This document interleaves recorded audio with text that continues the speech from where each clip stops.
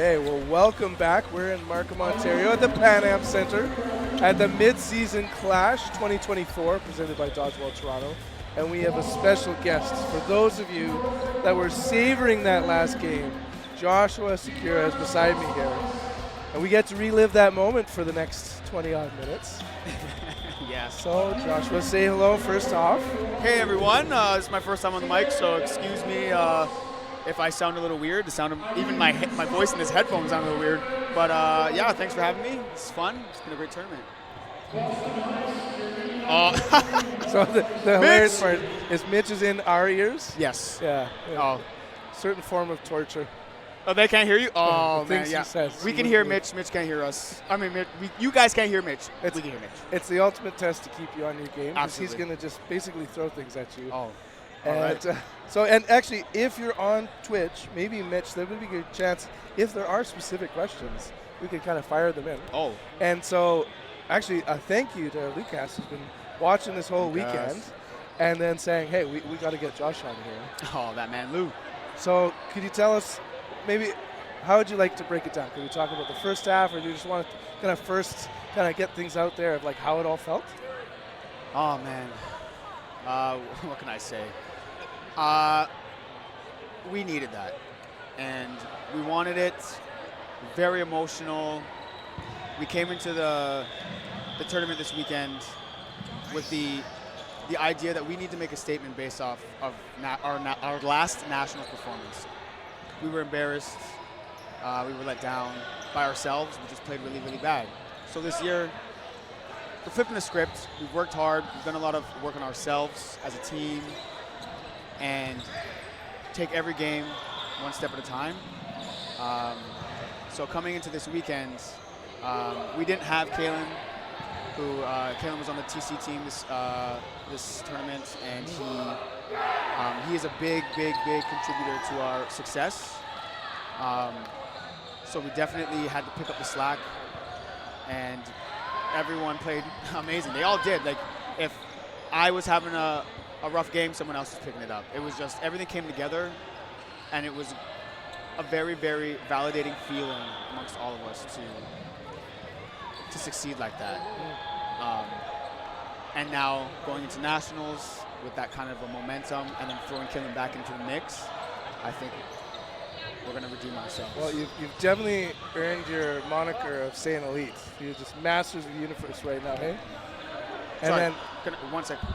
While Joshua is talking to kind of someone on the sidelines here, one of the things I really appreciate from what he was saying is one of the things we're seeing over the last couple of years is the formation of clubs and the continuation from them as clubs. Like where you know, as a group you've been playing together for so long, and I just really love it because that's the true moments of sports. And so in the foreground here, by the way, just for everyone, we're going to be taking, we're moving on to the competitive co-ed. Josh, are you on the team for that? Yeah, I'm actually supposed to be on this team. You're on Bricksquad. You're wearing it. I kind of have a calf strain. Yeah. Please don't be that kind of hero. During that game, kind of hurt myself. On the far end, we have Bricksquad. Yes. Squad. On the near end is Erant Hooligans. Erant Hooligans, yes. With Cody Foley, Roman, I think Taylor Kuttner. We got Stefan. I think Rodriguez, that's his last name? I think it's Stefan Rodriguez. Yep. Rebecca, and I'm unsure who the lady is in the Yeah, I'm told actually she's a new member of USA, the USA squad. Okay. We're going to go next. So I'll pull it up here. Oh, is that, is it Grace? Might be Grace. I think her name's Grace. Grace Rowan. That's correct. it. You nailed it. Yes. Well, and tell us about the Bricksquad. Well, you know your teammates? Yeah, I do. Hey, listen, I didn't want to play mixed, but they pulled me in because I have a soft spot for Shota. Shota's the man. A lot of us do. To me, he's the new face of he's the new face of the generation. Very likable. You just want to see him succeed. They got Corinne. Look at the ear-to-ear smile right now. I know, man. This guy is just the way his hair flows. Charisma, like everything you love in sport is this guy. Corinne, TC Women's had an absolutely great day yesterday. Bree, one of the nicest people you'll ever meet and one of the best women's players to ever play. And your former enemy from 20 minutes ago. Oh, yeah, Jeff, Mr. Gio himself, Mr. Backflip. I told him if he ever backflipped on me during a game, I'd have to go over to the court and fight him. Corinne, about red cards? Karina, ambidextrous, ruthless, chews gum, so she looks cool. And I was supposed to be there. I'm not. I'm unsure if Dylan is also on the team, but Dylan is also ailing. Yeah. And I don't know if Payan's filling in or not, but they're awfully thin with the both of us being hurt, so I feel kind of bad. But yeah, that's the tricky one. You're like the gendered matches. Those that's the show. We got the show playing. Yeah. But yeah, so if we go back, so one of the things I was saying is just I love the year-over-year continuity of the clubs. Right, the same elite, and you've got kind of history before that. Yes. And loving the anime theme. It helps pull my son in, by the way. Dragon Ball for life.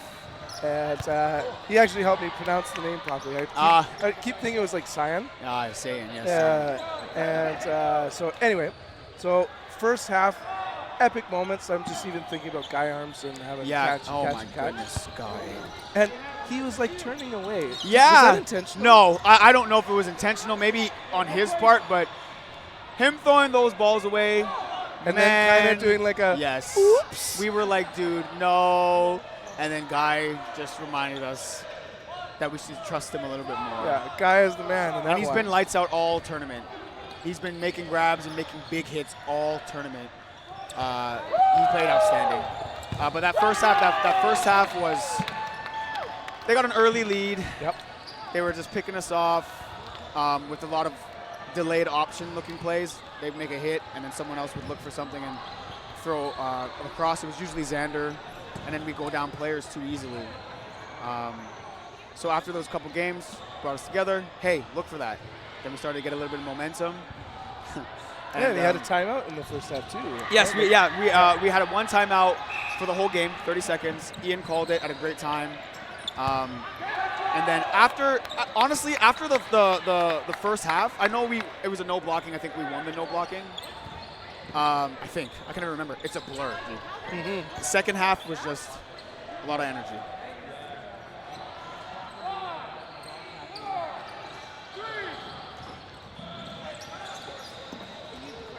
Anyway, so then we go into the second half. Yes. Momentum is starting to turn around. Yes. Can you think of some heroic moments of teammates? Yeah. Is it Lopez who was in the middle wearing your jersey? Holy. Daryl, man. So Daryl, we picked up Daryl for Nationals. This was our first tournament with Daryl. He's been coming out to practice. Daryl's a part of Sasquatch in Ontario. They didn't qualify. We're friends with Daryl. Daryl's a good dude. Wants to get better. Young. Talk about a challenge for him to join an established squad. Yeah, dude. And the game prior, 2 games prior against Touch, Daryl made a huge catch. We win that game off of Daryl's momentum flip, I believe. And then here, Daryl was just everything we needed Daryl to do, he did. Well, and you're like, hey, as a leader, I can't let you do something without me doing it too. So here you are at the back line. And like, even for anyone who's never really kind of caught on the ground like that, is it just pure reaction, or are you trying to put yourself in a good position? I don't think I've ever had a layback catch. I just don't do that. It's not in my bag. It's nothing I do. Prior to that, I kind of strained my calf, which is why I couldn't run anymore. And I said, guys, I'm just chilling in the middle. It came to me, and I just gripped it. Oh, it's Marcus Ravi's talking to me. He's smiling with his crescent moon eyes. Look at it. Yeah, his extra tight fit. Extra. Yeah, look at his. Everyone else's jersey for Z Warriors in the past have been T-shirts. His is like a shrink, tight, dry fit. Looking, see his moves.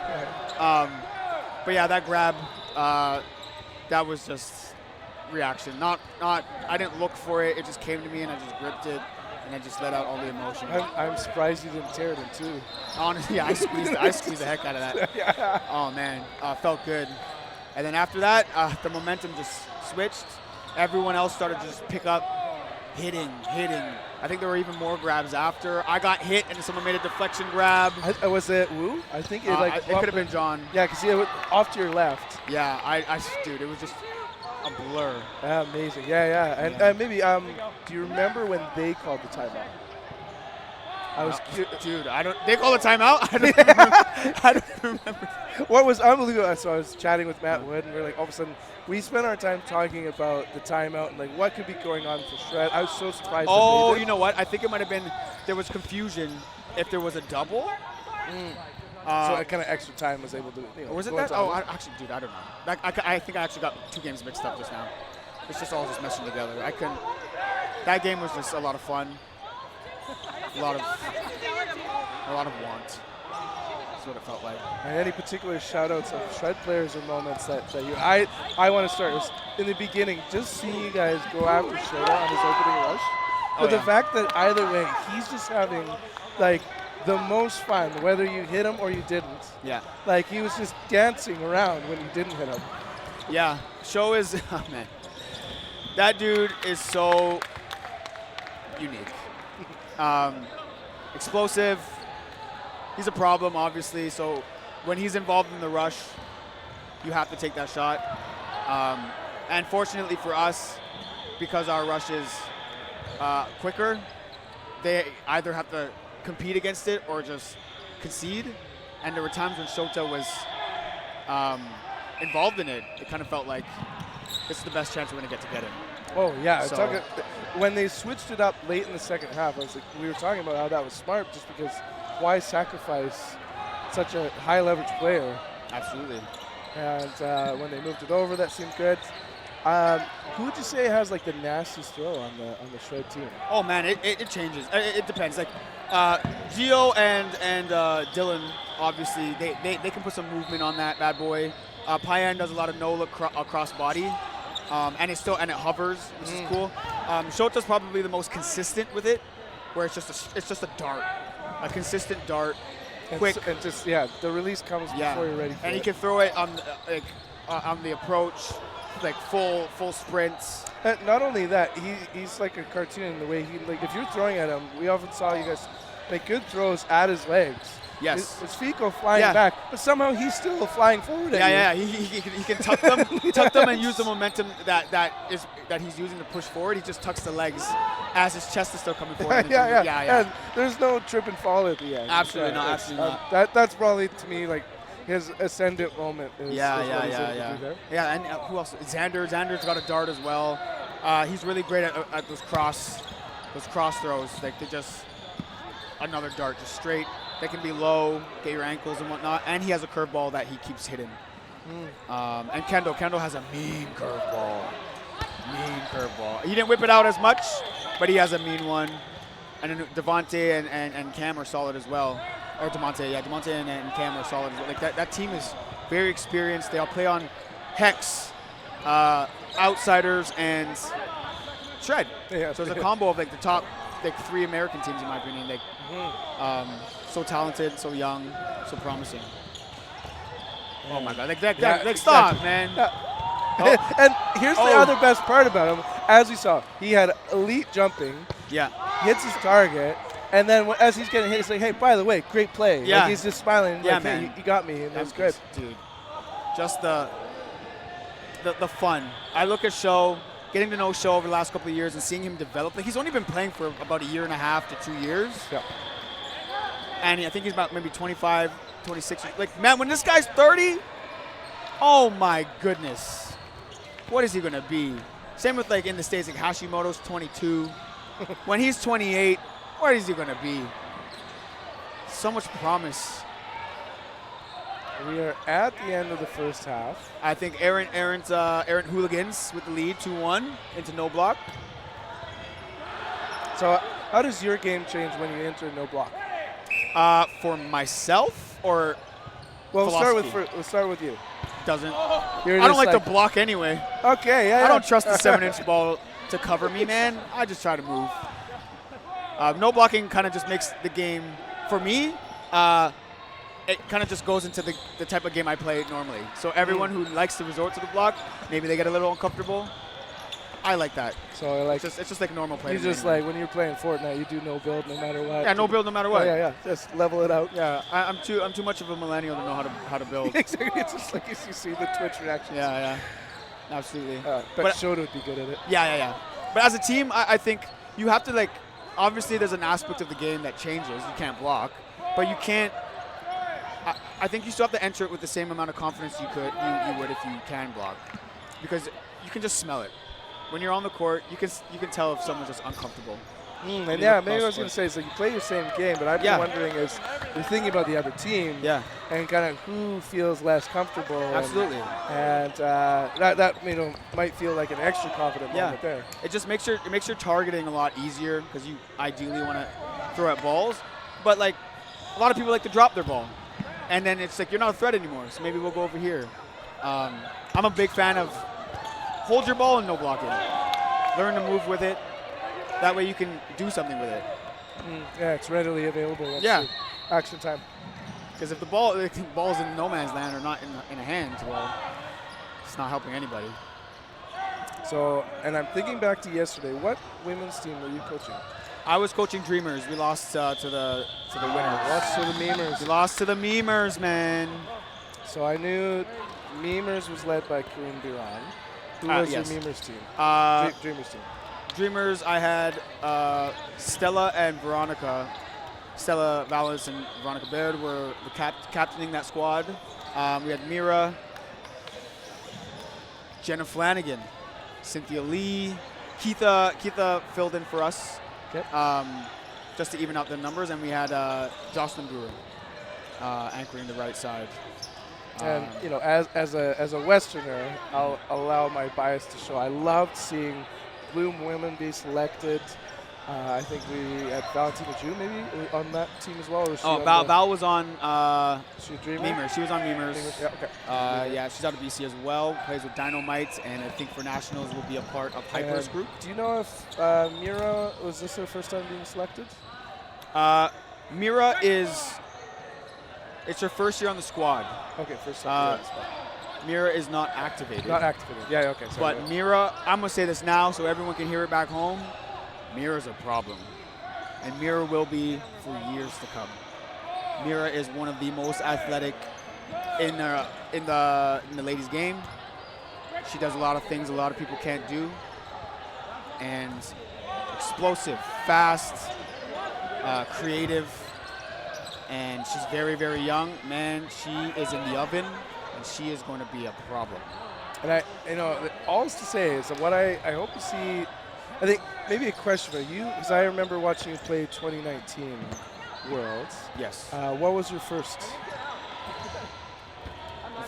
Worlds? 2016 in Australia. Okay, yeah. So you've seen kind of the rise for dodgeball to yes, I saw when it was old. Yeah.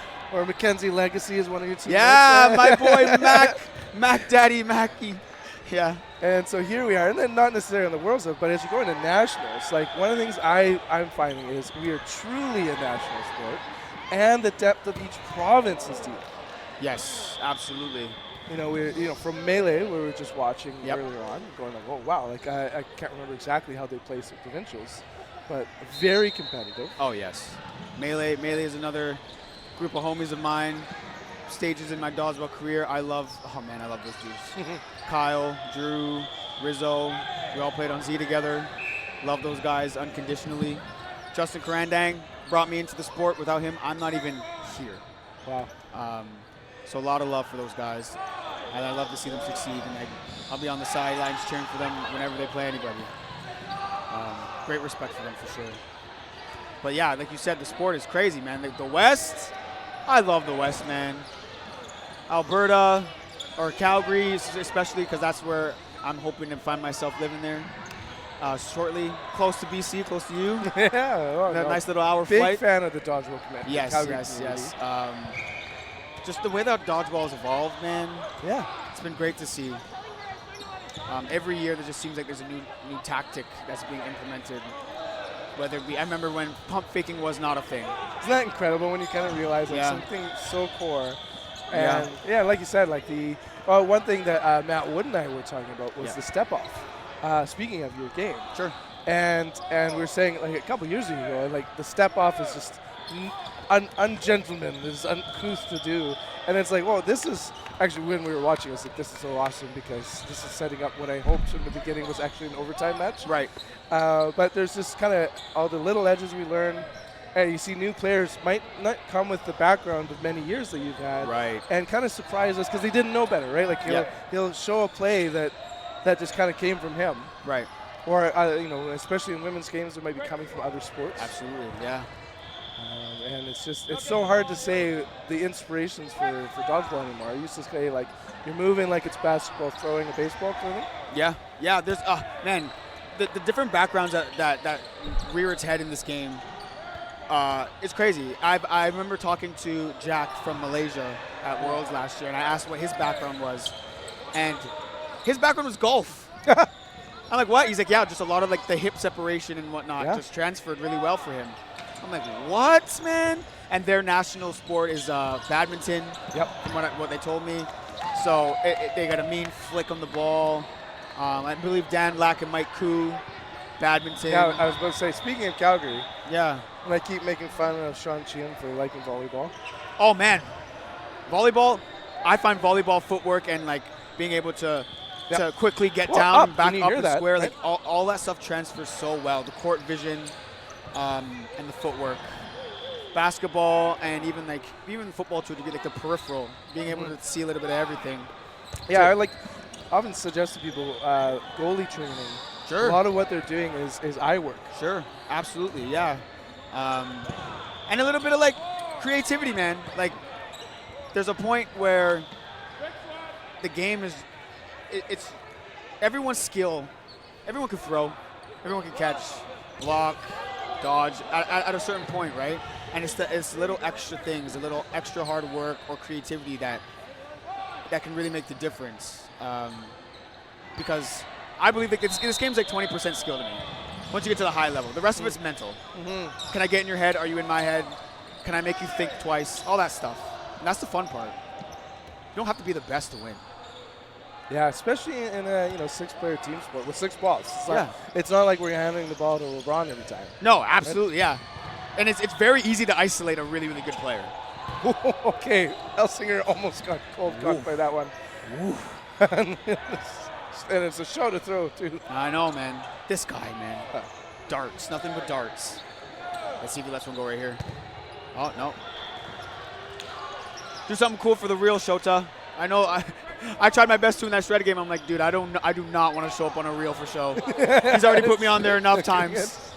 I don't need any more. Especially when he does the, like, I eliminated this person. Plus one catch. Like, oh, man. Yeah, dude, I don't need any more of those. Yeah, that's humbling. Yeah, I do not need any more of those. Let's see what happens here.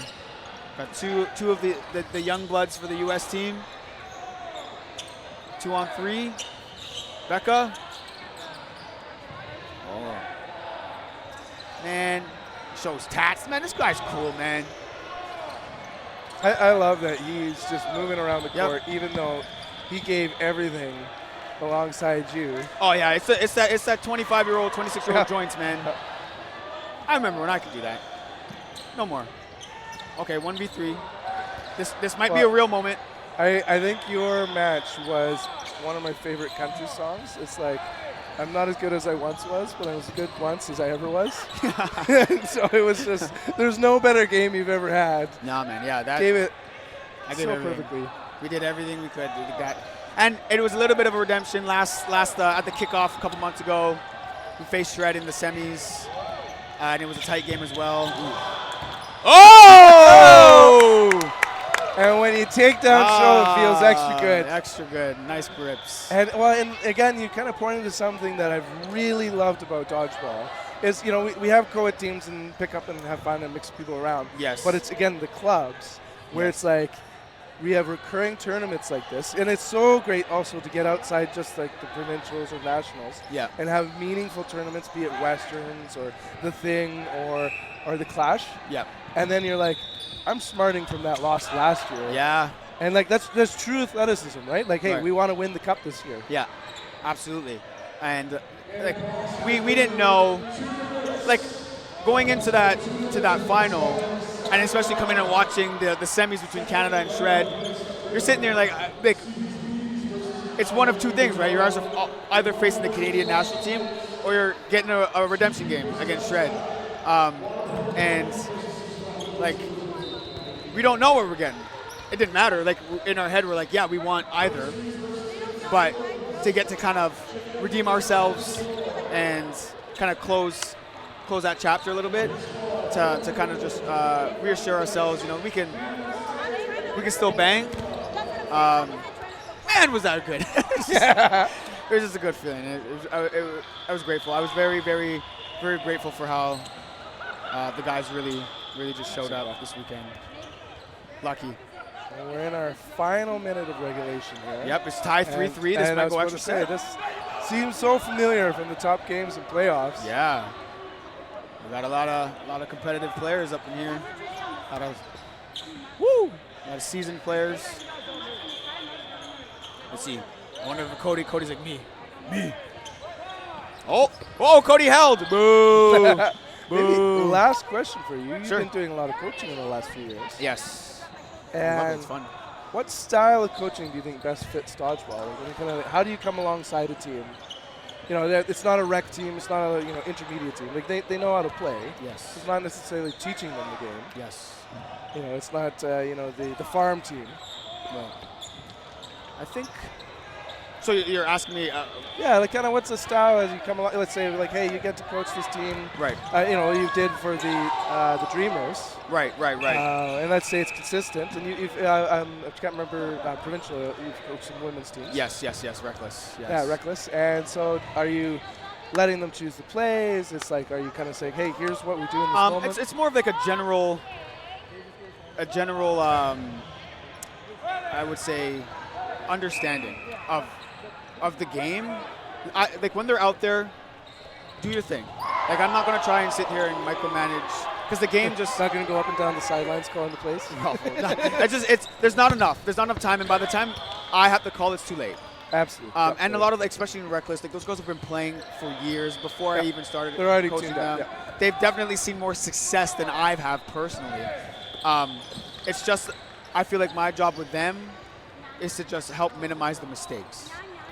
Let them play, let them do what they need to do, and also let them experience the mistakes, but also trust them. Yeah, have a respect for them. And Papa Cruz saying, look, I found a ball. And Nah. Game over. It is good. It's all smiles. 3. Erant Hooligans. I feel bad. I could not help Bricksquad in this. They asked me to hold you back. Actually, none of this was recorded. So, on behalf of everyone listening on the stream, thank you so much, Joshua. Oh, man, thank you. Thank you, everybody, for listening and watching and tuning in. Thanks for the support. Thanks, Ben. I appreciate it. And, yeah, I hope you guys enjoy the rest of the stream. Thank you. So, congratulations on that one match, and we're going to be moving on in the schedule. It'll next be CB's B's versus IH8UQ. Okay, well, I'm not going to pronounce that properly then. And we'll see them play in a few minutes.